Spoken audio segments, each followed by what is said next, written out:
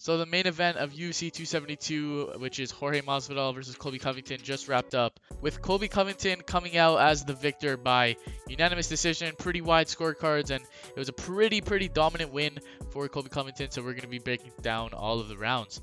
And I mean, in that first round, we saw a lot of success from Colby Covington straight away, and it was definitely a big confidence booster for him as he was able to control the majority of the round and really was succeeding with exchanges on the feet, which is something that we saw throughout the fight, which was definitely surprising as Jorge Masvidal is the more extensive striker, but obviously with that threat of the takedown and also just that pace and the output as well as just the aggression from Colby Covington. So that first round was definitely good for Colby Covington, and it was looking like he was going to be taking Jorge into deep waters, which is what he ended up doing.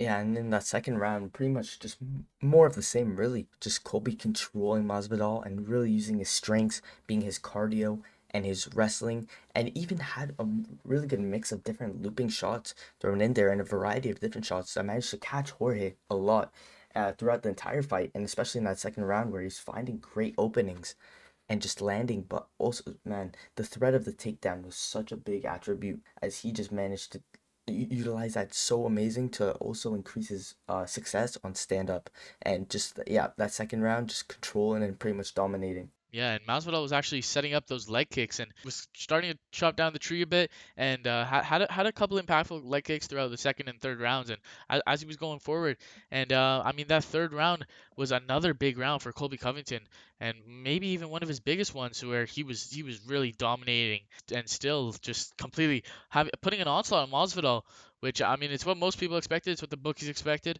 and it is what ended up happening. And he was so efficient, so smooth on the ground.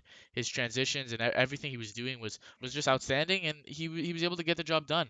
So Masvidal was really in dire need, especially after that third round, where I mean he was down 3 rounds. He had to cook up something. But Colby Covington, he's a different beast, and he really proved in this fight that he is at the top of the welterweight division. No matter what anyone wants to say, I mean, him and Usman are really at the top, and obviously that fight they had was very competitive, and I think Colby Covington really put on a statement with this performance.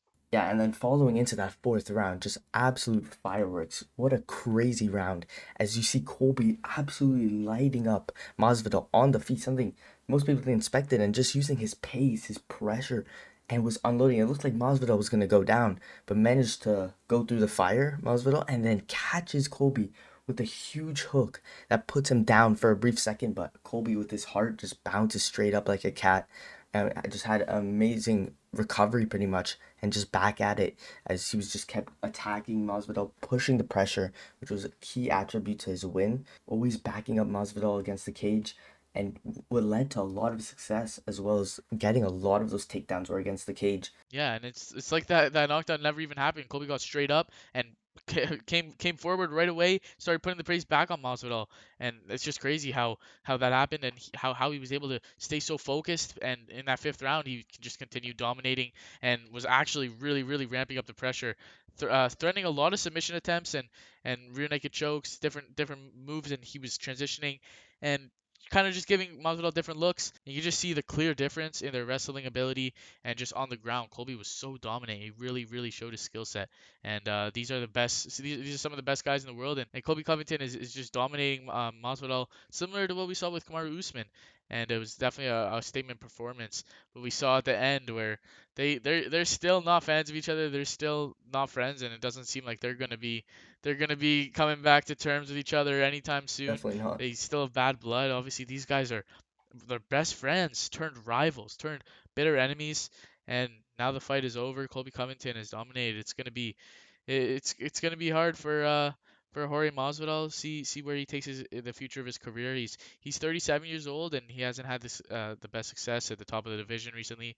Yeah, so after a crazy heated battle like that, where of course it doesn't seem like this rivalry is going anywhere anytime soon, it's going to be really interesting to see what happens with both Colby and Masvidal. Whether obviously Colby won't be able to fight for the belt straight away as he's already come off of two challenges for the title. So I definitely see him fighting a couple more guys, maybe two or something. And if he beats them in dominating fashion, maybe he'll get that trilogy with Kamaru Usman. But I guess we'll have to see where things go from here.